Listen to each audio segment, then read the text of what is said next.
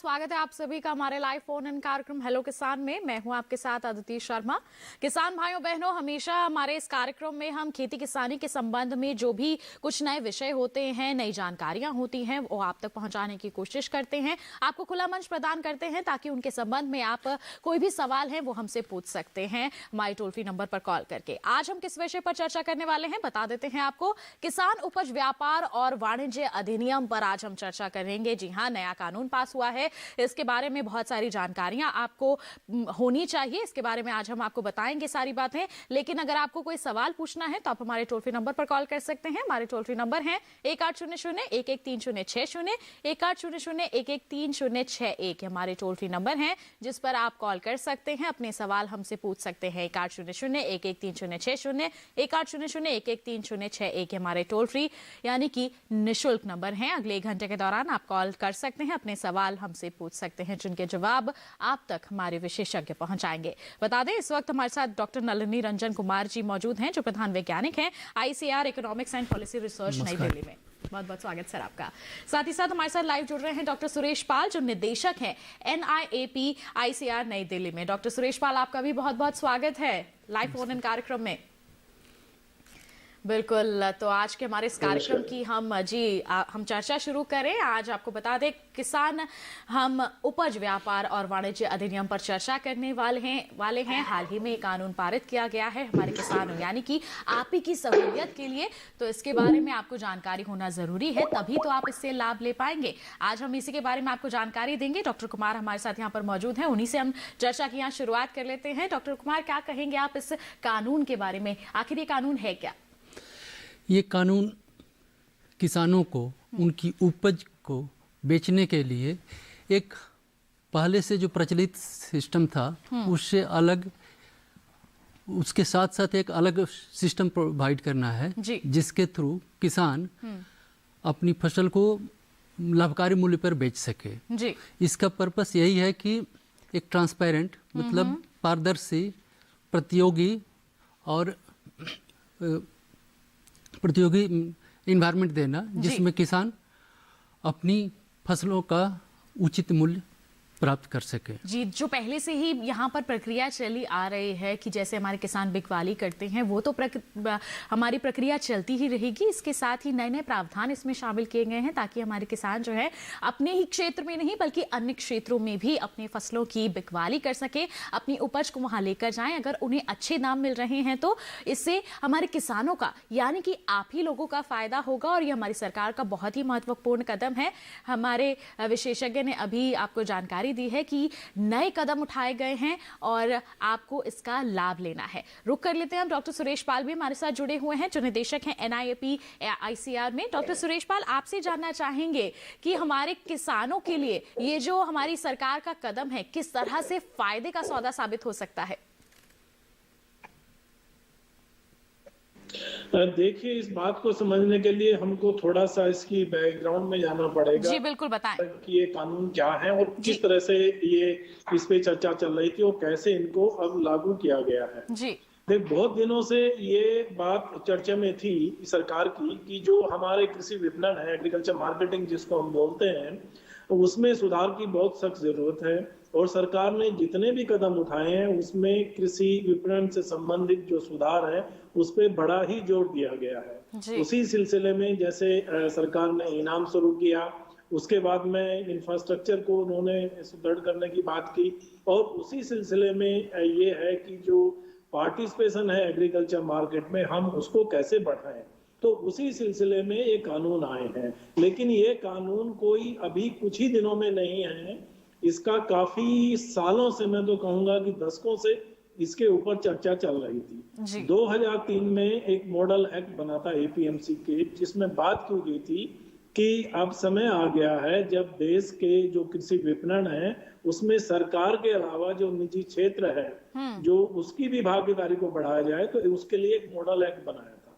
उस पर काफी चर्चा चलती रही। उसके बाद 2017 में फिर दूसरा मॉडल एक्ट बनाया गया और इसमें राज्यों से कहा गया कि आप इसको आगे ले जाइए और जो प्राइवेट सेक्टर है उनके पार्टिसिपेशन को इसमें बढ़ाइए। जी, तो उसी सिलसिले में ये प्राइवेट सेक्टर को जो उसको अट्रैक्ट करने के लिए ये जो कानून लाया गया है इसमें प्राविधान ये है कि किसान कहीं भी किसी भी जगह अपना किसी को भी अपना उत्पाद बेच सकता है। जी। कोई जो खरीदार है वो कहीं भी किसी भी राज्य में जाके उसको एक तरह से प्रोक्योरमेंट कर सकता है और इसमें किसी तरह के कोई रेस्ट्रिक्शन नहीं होंगे। तो मैं ये समझता हूं कि हमारा जो कृषि है आज इस स्थिति में है कि हमारा प्रोडक्शन इस लेवल पे पहुंच गया है कि उसमें केवल सरकार या छोटे छोटे हमारे जो ट्रेडर्स हैं वो पर्याप्त नहीं है। जी। तो इसलिए जो प्राइवेट निजी क्षेत्र की भागीदारी है उसको भी बढ़ाया जाए। लेकिन इसके साथ में ये भी है कि जो हमारे वर्तमान के जो अरेंजमेंट हैं जो अभी चल रहा है जिसमें हमारा मुख्य कृषि मंडियां आती हैं वो कृषि मंडियां भी उसी हिसाब से काम करती रहेंगी। तो एक जो मार्केटिंग सिस्टम है उसको ज्यादा कॉम्पिटिटिव बनाने के लिए उसको ज्यादा डाइवर्सिफाई करने के लिए ये कानून में सुधार किए गए हैं और उसमें से एक जो अभी जो बिल पास हुआ है उसमें से एक ये है कि प्राइवेट सेक्टर का पार्टिसिपेशन हम कैसे बढ़ाएं, उनको इनवाइट करना है जिससे ज्यादा कंपटीशन में मार्केट में हो और बेटर प्राइस डिस्कवरी हो। उसी का पूरा ये प्रयास सरकार का है जो मार्केटिंग रिफॉर्म्स के लिए। जी बिल्कुल, और इन तमाम कदमों से हमारे किसानों को सीधे तौर पर लाभ मिलेगा ही, लेकिन कई तरह की भ्रांतियां यहाँ पर फैलाई जा रही हैं इन कानूनों को समझाने में हमारे किसानों के लिए। उन तमाम बातों पर हम चर्चा को हमारी जारी रखेंगे, लेकिन उससे पहले एक खास रिपोर्ट पर यहाँ नजर डाल लेते हैं।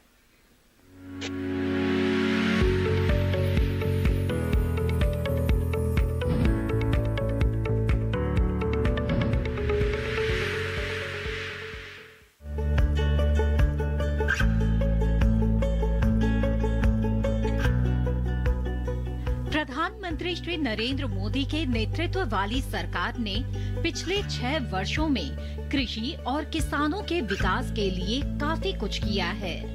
कृषि और किसान हमेशा से ही सरकार की प्राथमिकताओं में रहे हैं और इसी का परिणाम है किसान उपज व्यापार और वाणिज्य अधिनियम।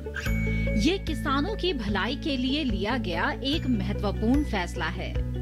इस अधिनियम के माध्यम से किसानों को कानूनी बंधनों से आजादी मिलेगी। किसान उपज व्यापार और वाणिज्य संवर्धन और सरलीकरण अधिनियम के जरिए एक इकोसिस्टम तैयार होगा। इससे न सिर्फ किसानों को अपनी पसंद के अनुसार उपज को बेचने और खरीदने की आजादी होगी, बल्कि वैकल्पिक व्यापार चैनल उपलब्ध होने से किसानों को लाभकारी मूल्य मिलेंगे और अंतर्राज्यीय व राज्य में व्यापार सरल होगा। किसान उपज व्यापार और वाणिज्य अधिनियम में किसानों के हितों की रक्षा के लिए पर्याप्त व्यवस्था का प्रावधान है। भुगतान सुनिश्चित करने के लिए प्रावधान है कि देय भुगतान राशि के उल्लेख सहित डिलीवरी रसीद उसी दिन किसानों को दी जाए। ये अधिनियम मूल्य के संबंध में व्यापारियों के साथ बातचीत करने के लिए किसानों को सशक्त बनाएगा। इस अधिनियम के कई फायदे हैं, जैसे कृषि क्षेत्र में उपज खरीदने बेचने के लिए किसानों व व्यापारियों को अवसर की स्वतंत्रता मिलेगी। लेन देन की लागत में कमी और मंडियों में अतिरिक्त व्यापार क्षेत्र में फार्म गेट, शीतगृहों, वेयरहाउसों और प्रसंस्करण यूनिटों पर व्यापार के लिए अतिरिक्त चैनलों का सृजन। इनके साथ ही किसानों के साथ प्रोसेसर्स, निर्यातकों और संगठित रिटेलरों के एकीकरण से मध्यस्थता में कमी आएगी। ये अधिनियम कृषि क्षेत्र में आमूलचूल परिवर्तन लाएगा। इससे खेती किसानी में निजी निवेश होने से विकास में तो तेजी आएगी ही, साथ ही रोजगार के अवसर भी बढ़ेंगे।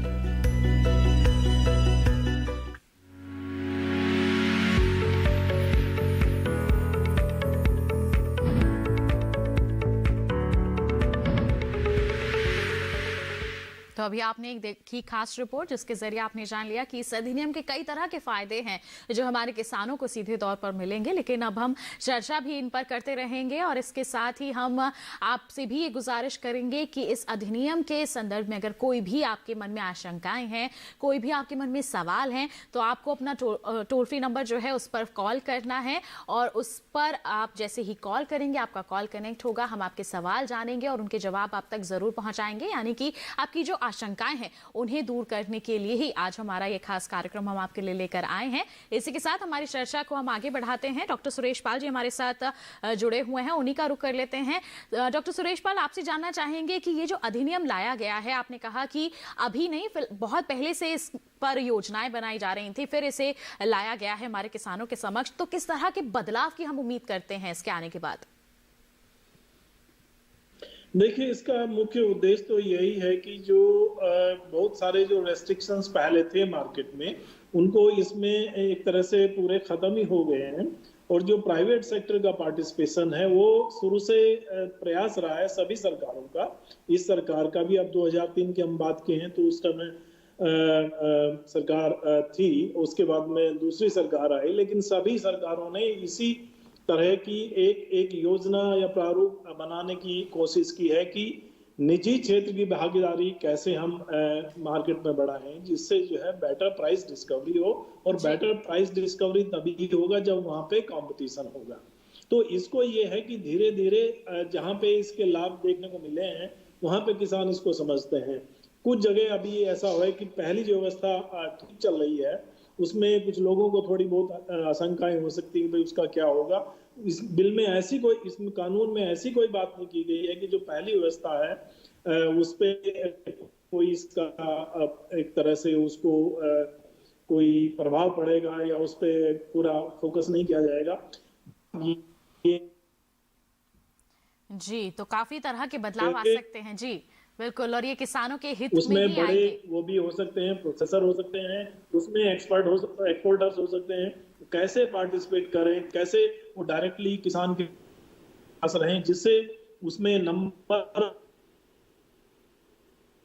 जी बिल्कुल, डॉक्टर सुरेश पाल, आपसे हम जानकारी लेते रहेंगे। फिलहाल हम डॉक्टर कुमार का यहाँ पर रुख कर लेते हैं। डॉक्टर कुमार, डॉक्टर सुरेश पाल विस्तार से बता रहे हैं कि कई तरह के बदलाव आएंगे और ये बहुत योजनागत तरीके से बनाया गया है कानून, ताकि हमारे किसानों को फायदा मिल सके। जो बिकवाली की प्रक्रिया है वो काफी अच्छे स्तर पर हो सके, आसानी से हो सके। जो पहले की बंदिशें थी हम कह सकते हैं, उन्हें हटा दिया गया है। तो आप क्या कहेंगे कि हमारे किसानों की आय किस तरह से बढ़ पाएगी, किस तरह से मददगार होगा ये अधिनियम उनकी आय को बढ़ाने में, क्योंकि लक्ष्य भी है 2022 तक हमारे किसानों की आय दोगुना करने का? जी, किसानों की आय बढ़ाने में मुख्य भूमिका उसके उपज की प्राइस पर डिपेंड करती है। जी। और किसान अपना जो फसल उगाते हैं उसको बेचने के लिए उनको मंडी में, जो अभी तक भारत सरकार और राज्य सरकारों द्वारा एक एपीएमसी मंडी होती है जिसमें अपनी सामान को ले जाकर बेचते हैं, तो वो मार्केट जनरली किसान के उपज स्थल से 30-40 किलोमीटर की दूरी पर होते थे। तो उतनी दूर पर छोटे छोटे जो किसान हैं, छोटे और मझोले किसान जिनके पास उपज कम होती है, अपनी सामान को वहाँ ले जाकर के बेचना एक बहुत ही खर्चे वाला सौदा था। ट्रांसपोर्टेशन कॉस्ट उनको बहुत लगती थी और वहाँ पर जाकर उनको वेट करना पड़ता था, क्योंकि उस मंडी में कम बिचौलिए होते हैं, खरीदार कम होते हैं। तो वहाँ लंबी लाइन पड़ जाती है, तो उनको लाइन में भी टाइम लगता है। और वहाँ एक सरकार द्वारा फीस निर्धारित है, तो उस फीस को देना पड़ता था। और इनका ट्रांसपोर्टेशन कॉस्ट, दोनों कॉस्ट मिलकर के इनकी जो प्राइस रियलाइजेशन है, जो मैंने मूल्य मिलता है, वो कम हो जाता था। इस कानून के तहत किसान को मार्केट जाने की जरूरत नहीं है। जी। वो अपने घर पर भी या प्रोसेसर के यहाँ या कहीं और जहाँ मैंने उनको बाजार मिल सके वहाँ जाकर बेच सकते हैं। जनरली अपने खेत से ही बेच देंगे। जी। तो उसमें उनको ट्रांसपोर्टेशन कॉस्ट नहीं लगेगा। जी, अपने खेत से ही वो सीधा बिकवाली कर देंगे। जो हमारे बायर्स हैं उन तक जो फसल है वो पहुंचा देंगे। उन्हें जो परिवहन का शुल्क है वो भी नहीं देना पड़ेगा। और किस तरह से हमारे किसानों को फायदा होगा जानेंगे डॉक्टर कुमार। हमारे कॉलर यहाँ पर जुड़ गए हैं, पहले मैं उनका सवाल शामिल कर लेती हूँ। इस वक्त राजस्थान के जयपुर से जितेंद्र यादव जी हमारे साथ फोन लाइन पर हैं। हेलो हेलो जितेंद्र जी। हेलो हेलो जी, नमस्कार, स्वागत है आपका कार्यक्रम में। क्या सवाल है? हेलो जी, अपना सवाल पूछिए। हाँ जी, हेलो जी, आप अपनी टीवी की आवाज कम कर दीजिए और हमसे सवाल पूछिए। नमस्कार जी, पूछिए। मेरे को ये पूछना है कि जो एमएसपी के बारे में कोई भ्रांतियां फैलाई जा रही है या सही है?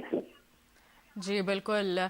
एमएसपी के संदर्भ में यहाँ पर भ्रांतियां फैलाई जा रही हैं कि एमएसपी पर हमारे किसानों को जो है उपज हम वो नहीं बेच पाएंगे, ये प्रणाली खत्म हो जाएगी। ऐसी तमाम तरह की बातें हैं जो हमारे किसानों को बोला जा रहा है, किसानों को परेशान किया जा रहा है, झूठ फैलाया जा रहा है। बिल्कुल इस पर हम बात कर लेते हैं। डॉक्टर सुरेश पाल हमारे साथ जुड़े हुए हैं। डॉक्टर सुरेश पाल, क्या कहेंगे? हमारे किसानों को बरगलाया जा रहा है ये कह करके कि एमएसपी प्रणाली खत्म हो जाएगी।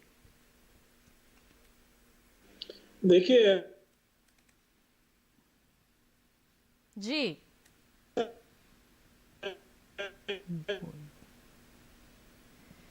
लगता है कि तकनीकी खराबी के चक्कर में या फिर नेटवर्क के इशू के चलते हम ढंग से उनकी बात सुन नहीं पा रहे हैं। डॉक्टर कुमार यहाँ पर मौजूद हैं, डॉक्टर कुमार से जानकारी ले लेते हैं।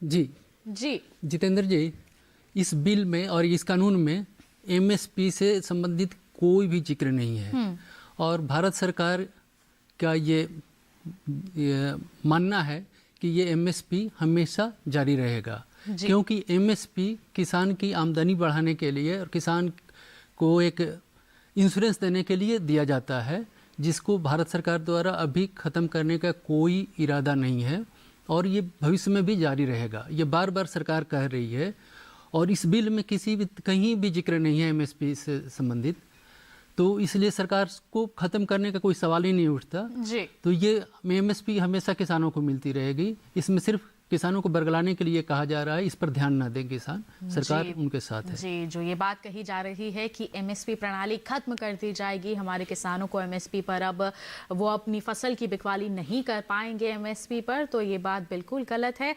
इस अधिनियम में एमएसपी का कुछ जिक्र ही नहीं किया है। जिस तरह से एमएसपी प्रणाली पहले चलती आई है वैसे ही आगे भी चलती रहेगी। आपको अपनी जो फसल है उसका उचित दाम निश्चित तौर पर मिलेगा। तो ये बात जो है आप सिरे से ये झूठी है, या अब आपको मानने की जरूरत है। जब आप ये मान लेंगे तो अन्य लोगों को भी इस बात से अवगत करा सकेंगे और सीधे तौर पर इस अधिनियम से लाभान्वित भी हो पाएंगे। जी हाँ, इस तरह की कई बातें हैं जो कही जा रही हैं इन अधिनियमों को लेकर के, जो हम दूर करेंगे। लेकिन एक छोटे से ब्रेक के बाद कहीं मत जाइए, देखते रहिए हमारा लाइव फोन इन कार्यक्रम हेलो किसान और बने रहिए दूरदर्शन किसान पर।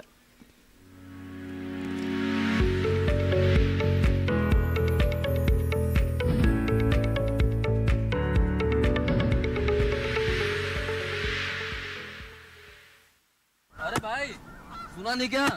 केसीसी ने किसानों का जिंदगी बदल दिया है। देश के छोटे किसान 1,60,000 रुपये तक का कर्ज बिना किसी गारंटी को ले पाएंगे। ब्याज खोरों से भी पीछा छुटा। मैं तो जैविक खेती का पूरा सामान मंगा लिया, केसीसी का भी कोई दबाव नहीं। ब्याज चुकाने के लिए पूरा 1 साल मिलता है। समय पर भुगतान करने पर केवल 4% के सालाना ब्याज पे लोन मिल गया मुझे। अपना आधार कार्ड, लेटेस्ट फोटो और जमीन के कागजात लेके अप्लाई करो बस। और नामांकन भरने के लिए जेब भी ढीली नहीं करनी पड़ी।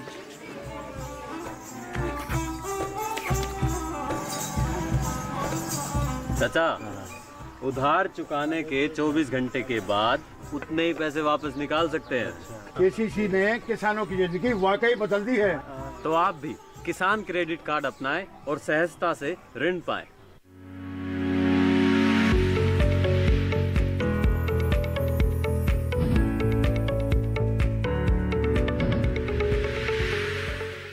ब्रेक के बाद आप सभी का फिर से स्वागत है हमारे लाइव फोन इन कार्यक्रम हेलो किसान में। आज हम चर्चा कर रहे हैं किसान उपज व्यापार और वाणिज्य अधिनियम की। आपके पास कोई सवाल है इसके संबंध में, कोई जानकारी आप हासिल करना चाहते हैं तो आप बेझिझक हमारे टोल फ्री नंबर पर कॉल कर सकते हैं, अपने सवाल हमसे पूछ सकते हैं। आपके सवालों के जवाब आप तक पहुंचाने के लिए हमारे साथ हमारे विशेषज्ञ मौजूद हैं। बता दें इस वक्त भी एक कॉलर जुड़े हुए हैं हरियाणा के सिरसा से। आत्माराम जी ने हमें कॉल किया है, जान लेते हैं क्या है उनका सवाल। हेलो हेलो, नमस्कार, स्वागत आपका कार्यक्रम में। क्या सवाल है आपका? मेरा सवाल है जी, जब फसल बेच देते हैं जी सरकार में। जी हेलो जी हेलो जी आत्माराम जी, आपकी आवाज मिल रही है हमें, आप अपना सवाल पूछिए। सरकार को बैंक में पैसा आता है जी। जी हेलो जी, आप अपना सवाल पूरा कीजिए। हाँ, पूछ रहा हूँ मैं पूछ रहा हूँ कि भी सरकार से बेच देते हैं, पैसे खाते में आ जाते हैं, बाद में पैसा नहीं मिलता जी आड़ती के बगैर। हमारे जो स्कॉलर हैं वो यही पूछना चाहते हैं कि आप सरकार को जब पैसा बेच देते हैं, आप उपज जो है वो बेच देते हैं, आपके अकाउंट में पैसा आ जाता है? ये पैसा तो नहीं मिलता। आपको पैसा नहीं मिलता है? हाँ जी। डॉक्टर सुरेश पाल क्या कहना चाहेंगे? सरकारी एजेंसियों को ये अपनी उपज जो है वो बेच रहे हैं लेकिन पैसा नहीं मिल पा रहा है। ऐसा तो थोड़ा मुझे लगता है कि नामुमकिन है कि सरकार किसानों से खरीदे और पैसा ना दे। हो सकता है कहीं कोई टेक्निकल प्रॉब्लम हो, आजकल ऑनलाइन भी ट्रांसफर करने लगे हैं, उसमें भी कुछ अगर टेक्निकल प्रॉब्लम है ऐसा हो जाता है। लेकिन ज़्यादातर कोशिश ये रहती है कि जो है किसान का पैसा जैसे ही उसकी खरीद होती है उपज की वैसे ही उसको ट्रांसफर हो जाता है। इस बिल में भी ये कहा गया है कि जैसे ही किसान से कोई ट्रेडर खरीदेगा, कोई बड़ा व्यापारी खरीदेगा, तुरंत उसको भुगतान करना पड़ेगा और उससे संबंधित अगर कोई प्रॉब्लम है, कोई समस्या है तो उसका प्रावधान भी इस कानून में किया गया है कि वो अपना जो भी उससे रिलेटेड समस्याएं हैं वो डिस्ट्रिक्ट लेवल पे जो एक प्रावधान इस बिल के अंदर दिया गया है उसके अंदर अपनी समस्याओं का, जैसे पेमेंट लेट हुआ या नहीं हुआ या कोई और प्रॉब्लम है, उन सब का जो है रिड्रेसल वहाँ पे डिस्ट्रिक्ट लेवल पे हो सकता है। तो ऐसा तो थोड़ा समझना बड़ा मुश्किल लग रहा है कि किसान से सरकार ने खरीदा, प्रोक्योरमेंट हुआ और पेमेंट नहीं हुआ, तो इसको आप थोड़ा देख लें संबंधित अधिकारी से। वहाँ पे कोई हो सकता है कोई प्रॉब्लम, टेक्निकल प्रॉब्लम हो जिससे पैसा आपके अकाउंट में ना आया हो। जी, तो ये जो तमाम समस्याएं हैं ये हमारे किसान अक्सर इनका जिक्र करते रहते हैं। तो ये जो नया अधिनियम लाया गया है इससे हमारे किसानों को इसके खिलाफ बोलने का भी, इसकी जो शिकायत है वो दर्ज करने का भी अवसर मिलेगा यहाँ पर। तो ये हमारे किसानों के लिए फायदे का सौदा है। डॉक्टर सुरेश पाल।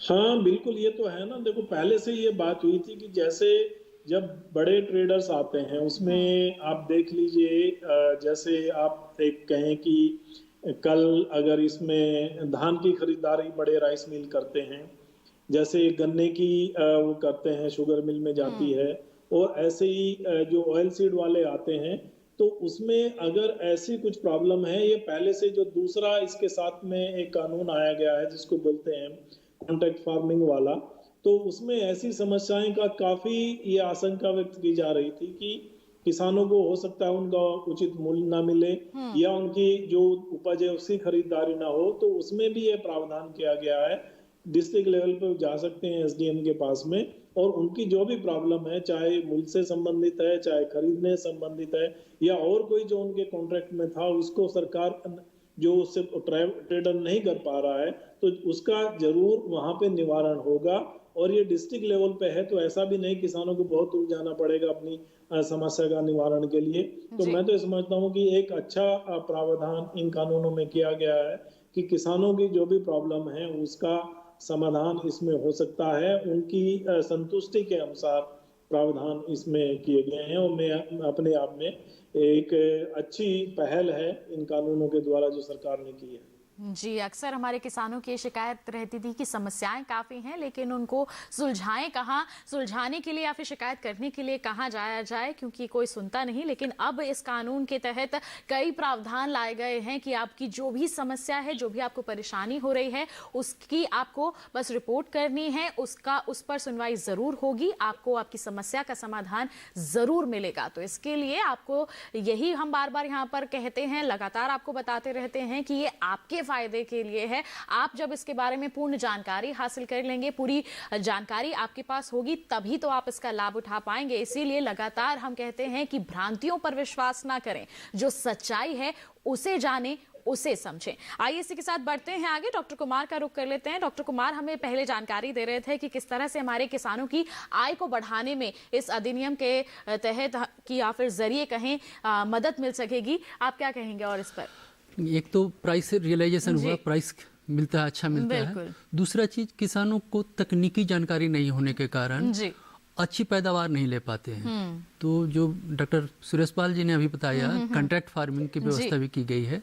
उस कानून के तहत किसानों को प्रोसेसर्स, एक्सपोर्टर या रिटेलर्स किसी के साथ कंट्रैक्ट करके अपनी उत्पादन कर सकते हैं। जी। तो कंट्रैक्टर जो एक्सपोर्टर्स हैं या प्रोसेसर्स हैं उनको एक खास क्वालिटी के प्रोड्यूस की ज़रूरत होती है। जी। तो उसके लिए वो तकनीकी जानकारी भी देंगे और अपने सुपरविजन में वो खेती कराएंगे, उसके लिए इनपुट वगैरह भी देंगे।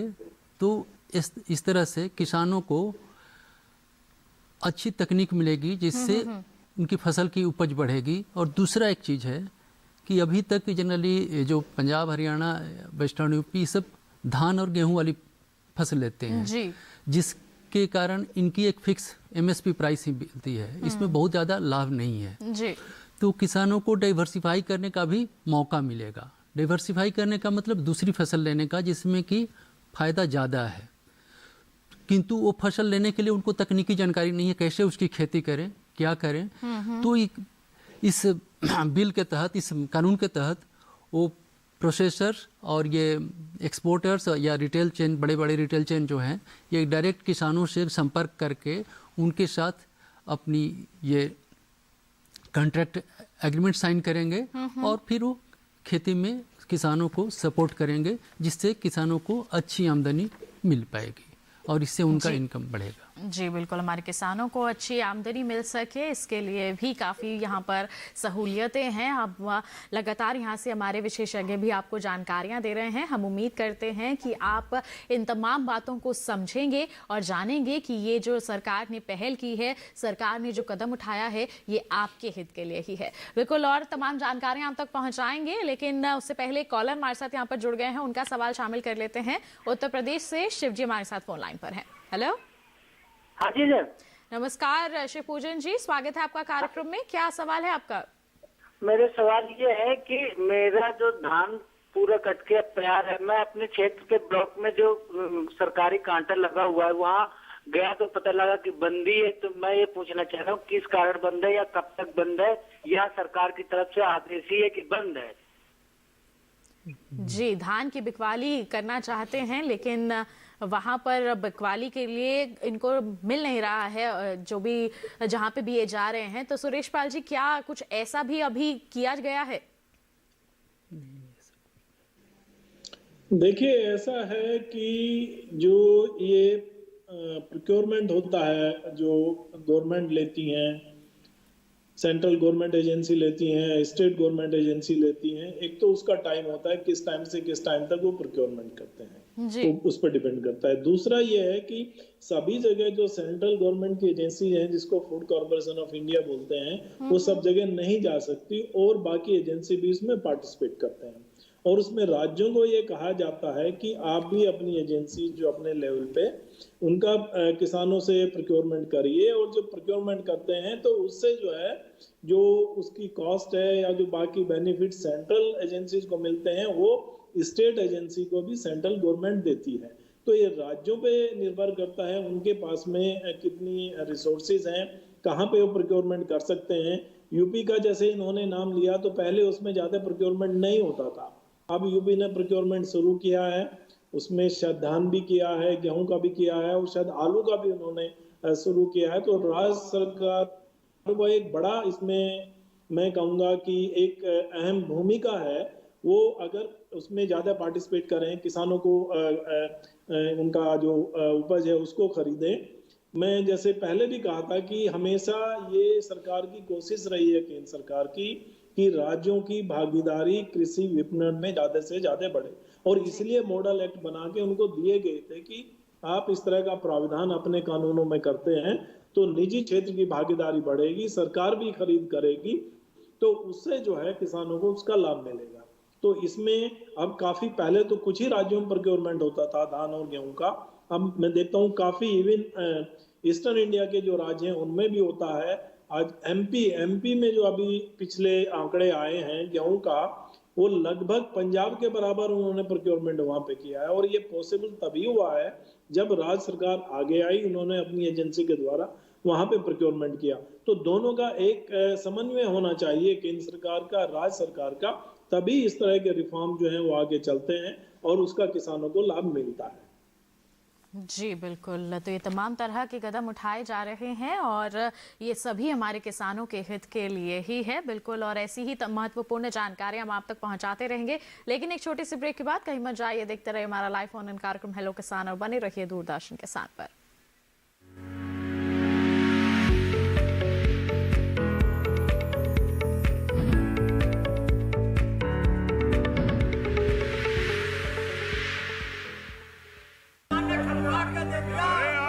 सारी फसल अच्छी होगी भाई।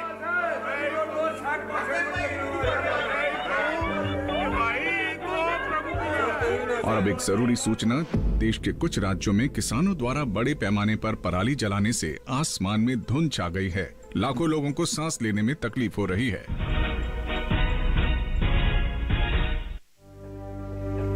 हर साल हम अपने ही घर फूकते हैं और तमाशे बनते हैं। ना, मैं ना मानता।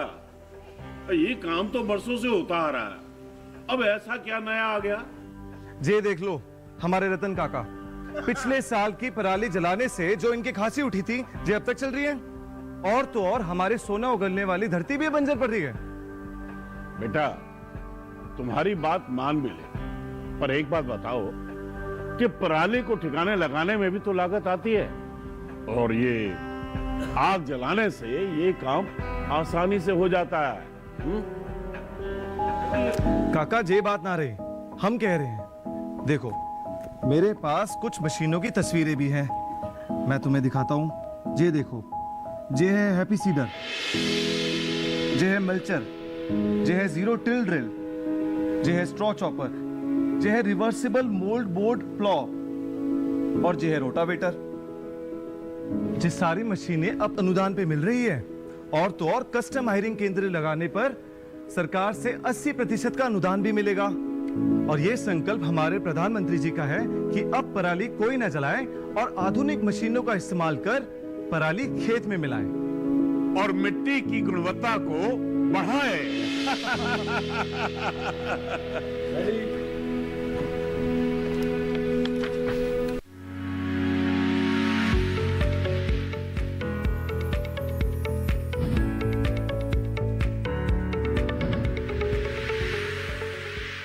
ब्रेक के बाद आप सभी का फिर से स्वागत है हमारे लाइव फोन इन कार्यक्रम हेलो किसान में। आज हम चर्चा कर रहे हैं किसान उपज व्यापार और वाणिज्य अधिनियम पर।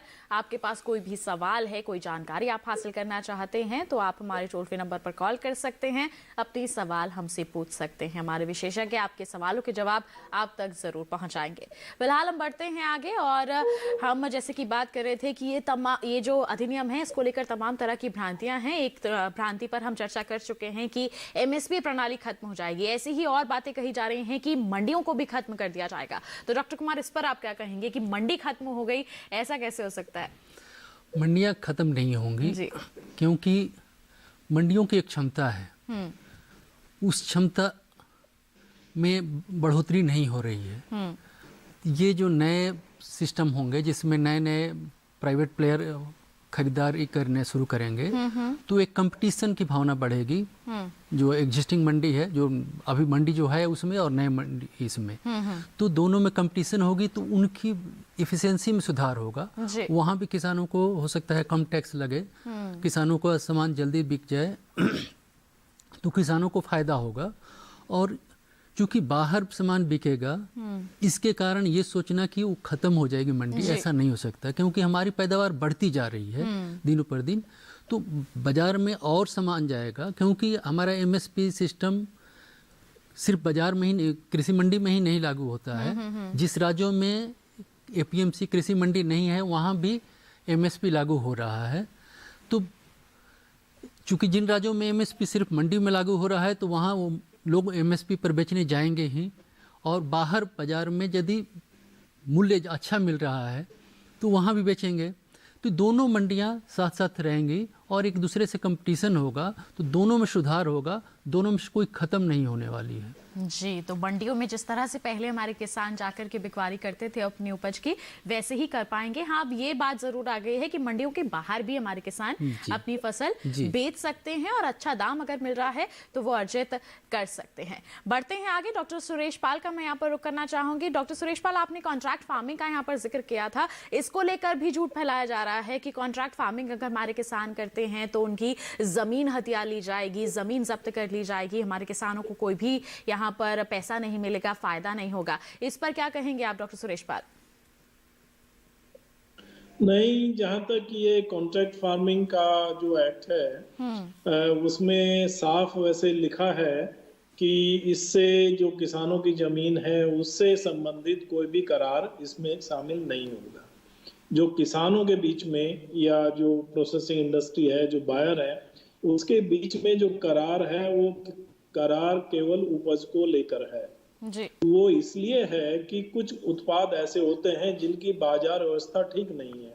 हम मंडी की बात अभी कर रहे थे, तो मंडी किसकी है? मंडी में ज्यादातर जो है हमारे गेहूं जाता है, धान जाता है या सरसों जाती है, ऐसे वहाँ पे उपज जाती है जी। कुछ मंडियां हैं जहाँ पे या मार्केट्स हैं जहाँ पे फल हैं, सब्जी जाते हैं, लेकिन काफी सामान मंडी के बाहर, उसके बाहर बिकता है क्योंकि उनकी अरेंजमेंट उतनी अच्छी नहीं है। तो उसी को ध्यान में देखते हुए ये कोशिश की गई है कि कुछ जो प्रोसेसर्स हैं या बड़े ट्रेडर्स हैं या एक्सपोर्टर्स हैं, उनको एक खास किस्म का उत्पाद, एक खास गुणवत्ता का उत्पाद उनको चाहिए और इसके लिए वो सीधी बात किसान से कर सकते हैं।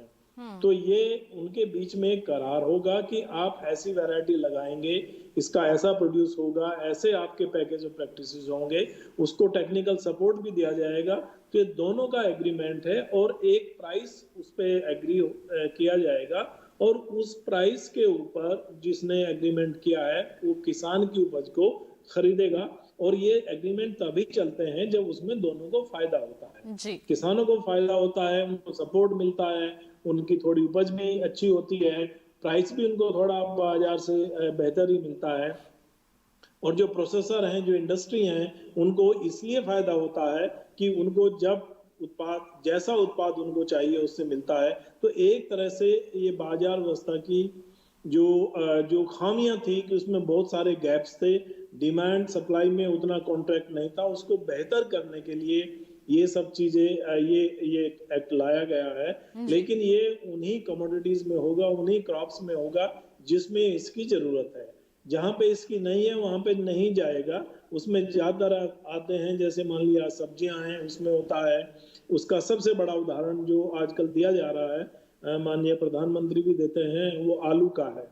आलू की खास वैरायटी जो प्रोसेसर्स हैं, जो चिप्स बनाने वाले हैं, वो इसको लेते हैं, तो किसानों से करार करते हैं कि आप इस वैरायटी को लगाइए, उसके बाद में उसको ऐसे आप पैदा करिए, इस साइज का होना चाहिए, ऐसा कलर होना चाहिए, ये प्रैक्टिसेस हैं।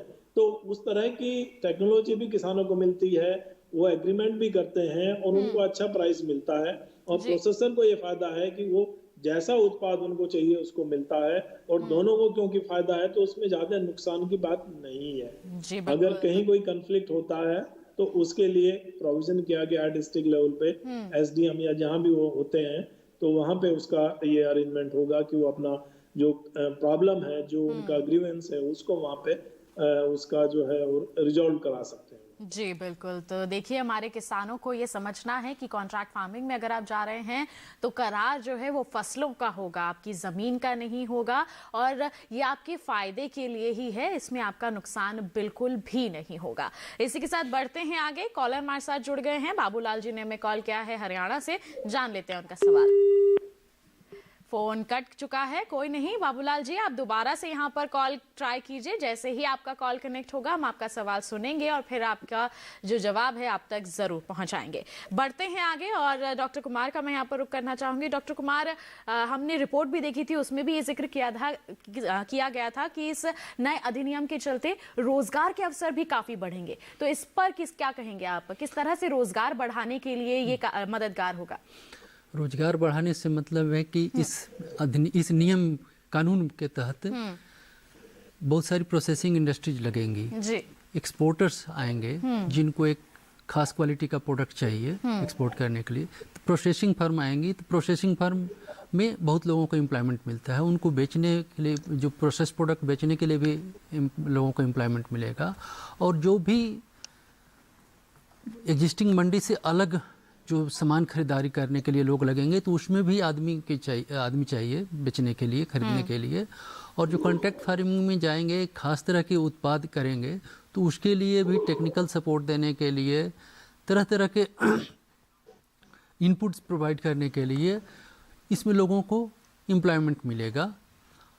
और ये जो धान और दलहनी फसलों से इतर दूसरी फसल की तरफ लोग जाएंगे, जिसमें कि ज़्यादा लोगों की ज़रूरत पड़ती है उत्पादन में, जैसे सब्जी उत्पादन ही हुआ, तो उसमें धान और गेहूं की अपेक्षा ज़्यादा लोगों की ज़रूरत पड़ती है। जी माफ़ कीजिएगा डॉक्टर कुमार, आपको यहाँ पर रोक रही हूँ। आपसे जो जानकारियां हैं लेती रहूंगी। कॉलर हमारे साथ जुड़ गए, पहले उनका सवाल शामिल कर लेती हूँ। मध्य प्रदेश से कमलेश जी हमारे साथ फोन लाइन पर हैं। हेलो जी। हाँ जी, नमस्कार, स्वागत है आपका कार्यक्रम में। क्या सवाल है आपका? मेरा ये सवाल था कि जो अपना एमएसपी है जी, कि हमारा जो मक्का का एमएसपी है, एमएसपी पे मक्का कम बिकेगा या नहीं बिकेगा? जी बिल्कुल, इसके बारे में हमारे डॉक्टर कुमार ने पहले जिक्र किया था, जानकारी दी थी। अब इस पर मैं डॉक्टर सुरेश का भी प्रतिक्रिया लेना चाहूंगी। डॉक्टर सुरेश, क्या कहेंगे, मक्का जो है एमएसपी पर ही बिकेगी ना? देखिए, किसान भाई जानना चाहते हैं। जब गवर्नमेंट का प्रोक्योरमेंट वहाँ पे होगा तो एमएसपी तो जरूर किसानों को मिलेगा जब खरीदारी होगी जी। हाँ, जहाँ पे उसकी उतनी खरीदारी नहीं है तो उसमें जो मार्केट में डिमांड है, सप्लाई है, उसके ऊपर डिपेंड करता है कि प्राइसेस क्या रहेंगे। और वो एमएसपी के बराबर भी हो सकते हैं, एमएसपी से ज्यादा भी हो सकते हैं, उस पर डिपेंड करता है। लेकिन हाल में ये आप लोगों को थोड़ा सा ये भी जानकारी देते हैं कि जो सरकार ने एक नीति जो लागू की है कि जो एमएसपी है वो लागू गुना होगा। तो फसल हैं, जैसे आप मक्का की बात किए हैं, उसमें बाजरा की बात किए हैं, जवार की बात किए हैं, उसमें दलहन की बात है, तिलहन की बात है, तो इनमें इनके एमएसपी में काफी एकदम से उछाल आया है, काफी बढ़ोतरी आई है। मार्केट कितना उसके लिए तैयार है, तो शुरू में थोड़ा है कि कहीं पे जो बाजार के भाव हैं वो एमएसपी के बराबर ना हो, लेकिन सरकार ने उसमें इंटरवेंशन किए हैं, प्रोक्योरमेंट बढ़ाया है। एफसीआई को राइस व्हीट के लिए भी काफी अलग से पैसा दिया है। उसके बाद नेफेड को भी कहा है कि आप खरीदिए, वो दलहन को खरीद रहे हैं, तिलहन को खरीद रहे हैं, बाकी एजेंसी भी खरीद रही हैं। तो इस तरह से यही पूरा एक तरह से व्यवस्था है कि प्राइवेट सेक्टर भी रहे, मंडी है वो भी रहे, और सरकार की खरीद भी रहे वहां पे, जिससे मार्केट में कंपटीशन हो और किसानों को अच्छा उसका भाव मिले। लेकिन भाव मंडी में क्या होगा ये निर्भर करेगा कि उत्पादन कितना है, अंतरराष्ट्रीय व्यवस्था कैसी है, क्या डिमांड है, इन सब को ध्यान में रखते हुए जो एक बाजार होता है उसमें एक इनका भाव निकल के आता है। और मैं समझता हूँ कि इतने सारे अरेंजमेंट होने के बाद में काफी इम्प्रूवमेंट जो बाजार भाव है उसमें हुए हैं। जी बिल्कुल। अब तो इसी के साथ आइए बढ़ते हैं आगे। एक और कॉलर हमारे साथ जुड़ गए हैं, हरियाणा से बाबूलाल जी इस वक्त फोन लाइन पर हैं, जान लेते हैं क्या है उनका सवाल। हेलो हेलो, नमस्कार, स्वागत है आपका कार्यक्रम में। क्या सवाल है आपका? मैडम, ये सरकार ने बाजरे का एमएसपी 2150 रुपए रखा है जी, लेकिन मैडम मेरे 70-75 क्विंटल बाजरा हुआ। हेलो जी जी, आप अपना सवाल पूरा कीजिए। हाँ, और 40 क्विंटल ही मेरा केवल बिका 2150 रुपए, बाकी का मंडियों के दाम तो 1200-1300 रुपए ही है। बाकी का मैं कहाँ बेचूं मैडम? जी डॉक्टर सुरेश पाल, क्या कहेंगे आप? देखिए, वास्तविक स्थिति क्या है उसको तो देखना पड़ता है, लेकिन आप जो कह रहे हैं हम उसको मान लेते हैं कि ऐसा अक्सर होता है। तो उसमें देखिए जो प्राइस है वो प्राइस डिपेंड करता है, जैसे मैंने पहले कहा था कि कितना प्रोडक्शन है और कितनी डिमांड है। कुछ फसलें ऐसी हैं, जैसे बाजरा एक आपने बात की है, दूसरा ये जैसे जवार है। तो इसमें क्या हो रहा है कि ये कुछ जगह हैं, कुछ क्षेत्र हैं जहाँ पे ये दोनों फसलें होती हैं, लेकिन इसके साथ में हमारा एक थोड़ा सा एक समस्या ये है कि जैसे जैसे लोगों की आमदनी बढ़ती है तो तो वो ज्वार बाजरा को छोड़ के धान की तरफ जाते हैं, उसकी गेहूं की तरफ जाते हैं, तो उससे क्या है कि थोड़ा डिमांड कम हो जाती है। तो डिमांड कम होने से जरूरी ये है कि हम कैसे उसको थोड़ा सपोर्ट करें।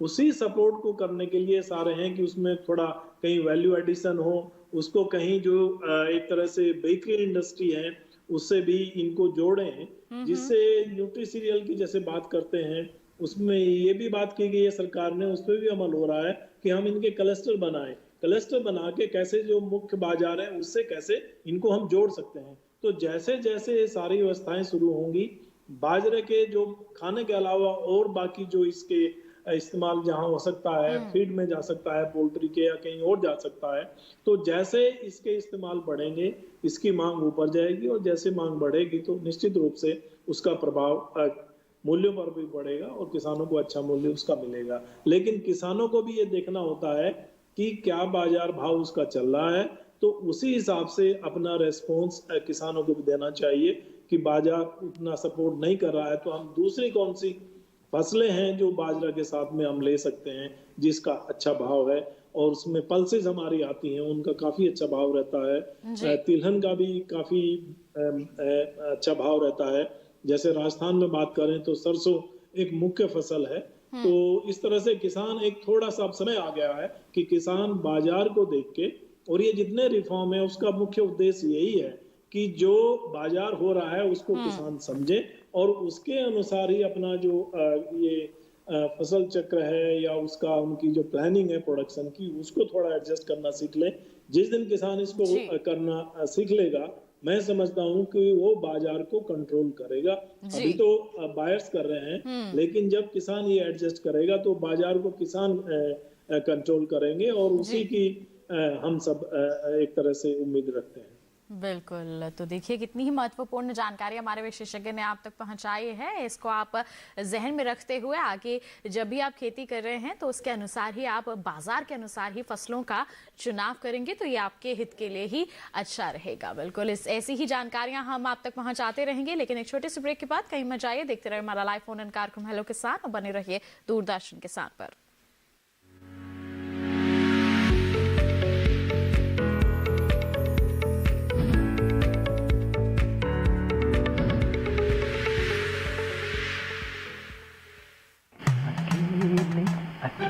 अरे वाह भैया, अकेले अकेले।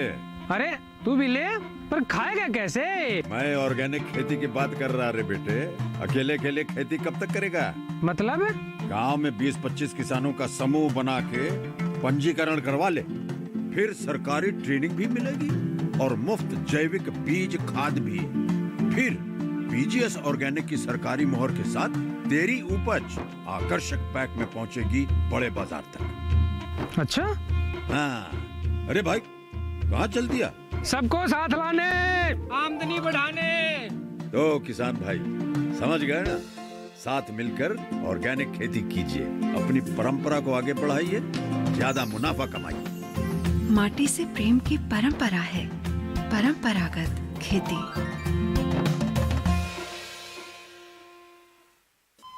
अरे सुन तो। मुझे क्या सुनाना चाहते हो? जो सुनाओ मेरी सौतन को। किसको? अरे वही तुम्हारा मोबाइल फोन जिससे सुबह शाम दिन रात चिपके रहते थे और कहते थे किसान कॉल सेंटर से बातें हो रही हैं। अच्छा ये बात है। हाँ क्यों, क्या हुआ? अब बात नहीं होती क्या? अब तो झट से बात हो जाती है। ऐसा क्या? हाँ, अब तो ज्यादा लाइनें और खास तकनीक के कारण खेती के माहिरों से तुरंत बात हो जाती है। और अगर कभी लाइन व्यस्त हो तो अपनी समस्या फोन पर रिकॉर्ड करा दो, वहाँ से फोन आ जाता है और समस्या की हल का मैसेज भी आ जाता है। ये देखो आ गया। अरे वाह, इसका मतलब इंतजार की घड़ी अब खत्म। हाँ। तभी मैं सोचूं कि आजकल मुझ पर इतना प्यार क्यों आ रहा है। कृषि संबंधी समस्याओं का अपनी भाषा में तुरंत हल पाने के लिए पूरे भारत में किसी भी फोन से हेल्पलाइन नंबर पर संपर्क करें। किसानों का दोस्त किसान call centre.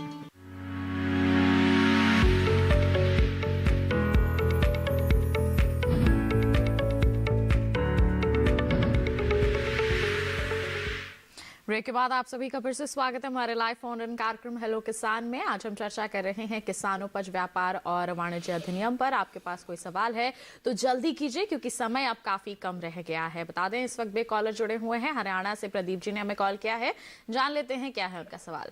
Hello hello hello, नमस्कार, स्वागत आपका कार्यक्रम में। क्या सवाल है आपका? मैडम मेरा सवाल है जी, हम बाजार बेच कराते हैं मंडियों में जी। जब ये किसानों से पैसे काट रहे हैं, वैसे सरकार का तो फ्री क्यों है, क्यों काट रहे हैं मैडम? आप जब बाजरा बिकवाली के लिए ले गए तो क्या हुआ? ट्राली में से भरते हैं ना मजदूर, हाँ, और ये उनके वो कहते हैं भराई काट रहे हैं सरकार के। तो आपको पूरा पैसा नहीं मिल रहा है, उसमें से पैसा कट रहा है? हाँ जी, वो कहते हैं भराई लगेगी, 7-8 कुंटल था और वो कहते हैं ये भराई लगेगी जी 200 रुपये।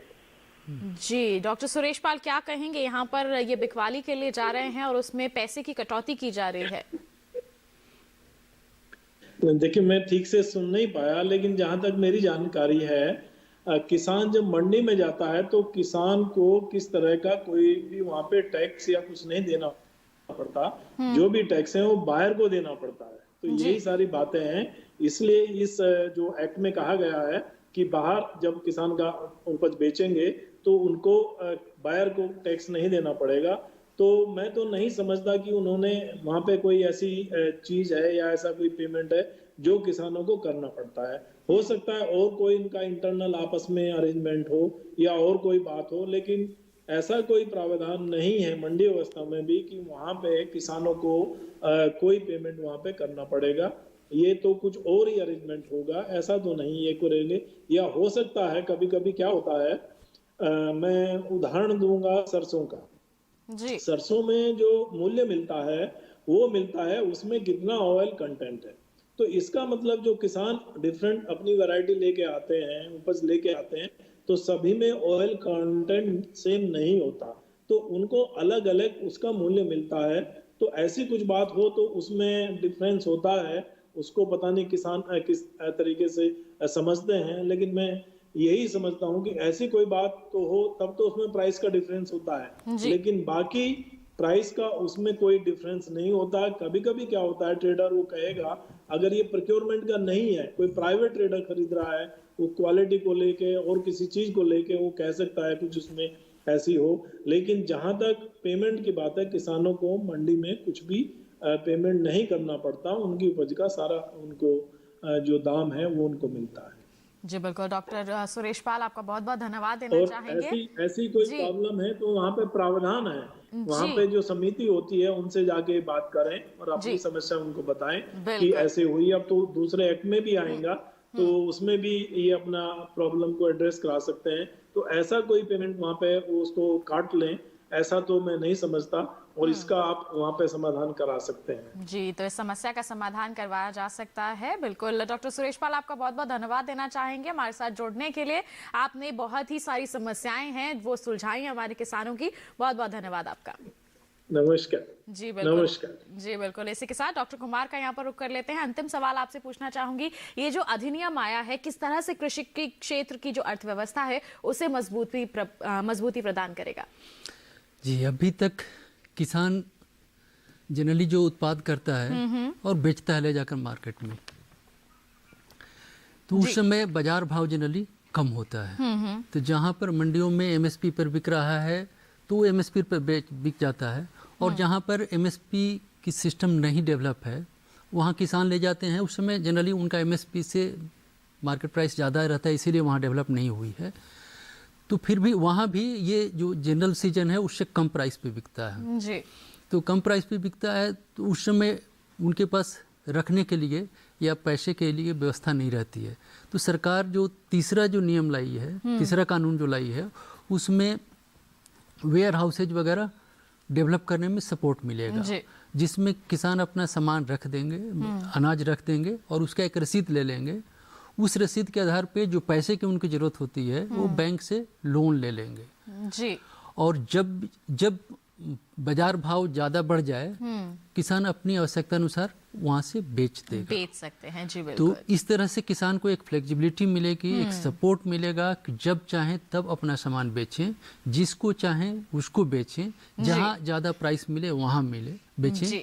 तो इस तरह से किसानों को आमदनी बढ़ाने में ये तीनों कानून जो हैं सपोर्ट करेंगे, जी मददगार साबित होंगे। और जब हमारे किसानों का यहाँ पर आर्थिक रूप से सशक्तिकरण होगा तो हमारे कृषि के क्षेत्र में की अर्थव्यवस्था को भी मजबूती सीधे तौर पर प्रदान होगी ही होगी। बिल्कुल डॉक्टर कुमार, बहुत बहुत धन्यवाद देना चाहेंगे, आपने इतनी अच्छी जानकारी हमारे किसानों को बताई है, बहुत बहुत धन्यवाद। बिल्कुल किसान भाइयों बहनों, आज आपने इस कानून के बारे में जान लिया, किसान उपज व्यापार और वाणिज्य अधिनियम के बारे में विस्तृत जानकारी हासिल कर ली है। हम उम्मीद करते हैं कि इससे आप जरूर संतुष्ट होंगे। अब अगले कार्यक्रम में हम क्या विषय आपके लिए लेकर आने वाले हैं, आइए बता देते हैं आपको। हमारा विषय रहेगा राष्ट्रीय पशु रोग निवारण योजना। जी हाँ, इस पर हम चर्चा करेंगे और दुधारू पशुओं का रख रखाव, इस पर भी विस्तृत चर्चा करेंगे। जानकारियां तमाम आप तक पहुंचाएंगे। अगर आप पहले ही हम तक अपने जो सवाल हैं वो पहुंचाना चाहते हैं, आप ईमेल कर सकते हैं। हमारी ईमेल आईडी है hellokisan2015@gmail.com। साथ ही फेसबुक के जरिए भी जुड़ सकते हैं। आप फेसबुक पर जाइए, हिंदी में टाइप कीजिए हेलो किसान, वहां पर हमारे पेज पर आप हम अपना जो भी सवाल है वो पोस्ट कर सकते हैं। और साथ ही डीडी किसान कॉल सेंटर नंबर भी है 1800-113060, जिस पर आप सोमवार से शनिवार सुबह 6 बजे से रात के 10 बजे तक कॉल कर सकते हैं। अपने सवाल पहले ही रिकॉर्ड करवा सकते हैं, जिन्हें हम कार्यक्रम में जरूर शामिल करेंगे। तो बस किसान भाइयों बहनों, आज के लिए इतना ही। अगले अंक में मुलाकात करेंगे आपसे नए विषय नए विशेषज्ञों के साथ। तब तक के लिए दीजिए इजाजत। आप बने रहिए दूरदर्शन किसान पर। नमस्कार।